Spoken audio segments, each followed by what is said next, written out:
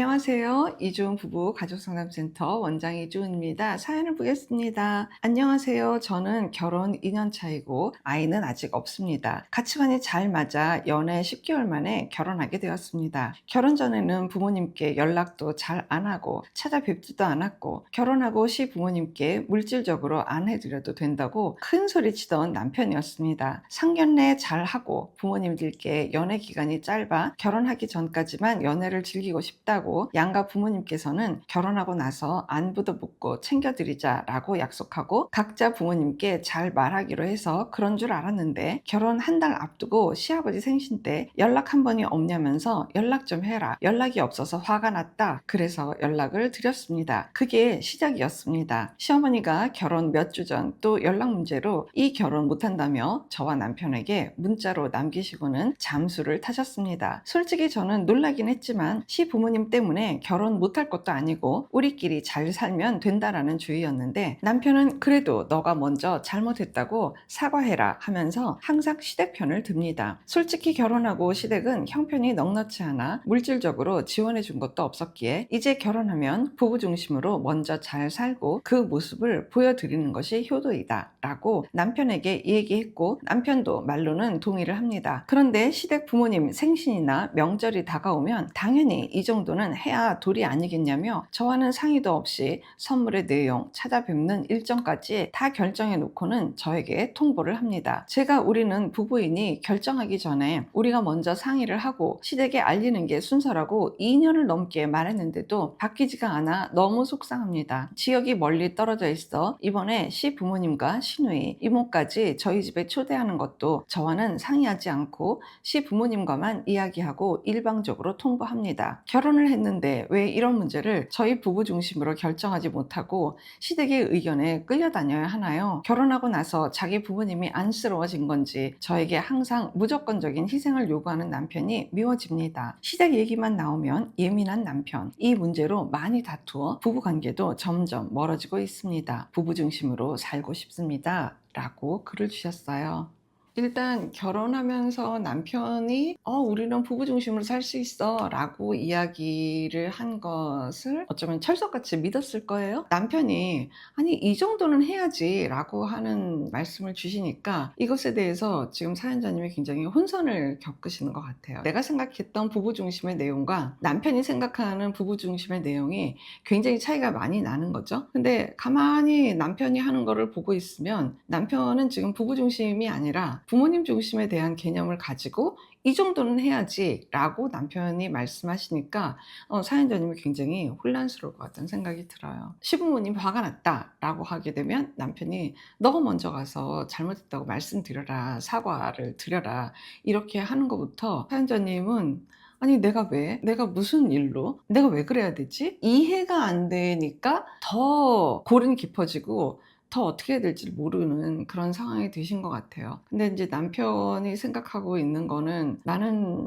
부부 중심으로 이미 잘 살고 있는 것도 굉장히 많은데 이 정도도 안 하고 있는 너가 나는 너무 실망스럽다. 이제 이런 태도신 것 같은데 너가 아랫사람이니까 그러니까 명분은 그거예요. 네가 아랫사람이니까 너가 그냥 사과해라.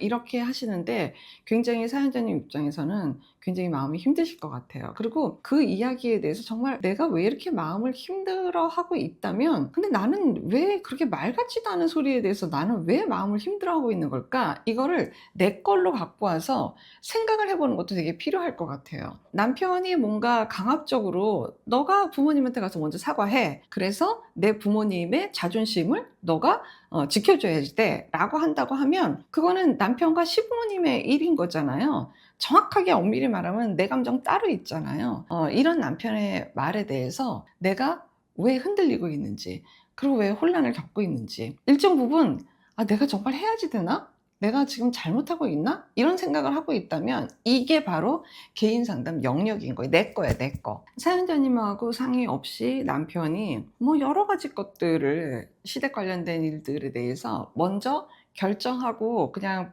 사연자님한테 통보를 하잖아요. 근데 이 문제가 지금 한두 번도 아니고 지금 계속해서 이게 연달아서 일어난다라는 거는 남편 입장에서는 이게 그냥 되어지더라라는 경험을 지금 계속 하고 계신 거예요. 문제는 뭐냐면 나는 도대체 뭘 하고 있길래 남편이 이렇게 일방적으로 결정하고 통보하는 게 힘들고 싫다고 하면서 그 내용이 어쨌든 꿍얼꿍얼하면서라도 지금 따라주는 거잖아요. 그러니까 남편 입장에서는 그냥 또 꿍얼꿍얼 걷다가 하겠지라는 생각을 하게 될 수밖에 없을 거예요.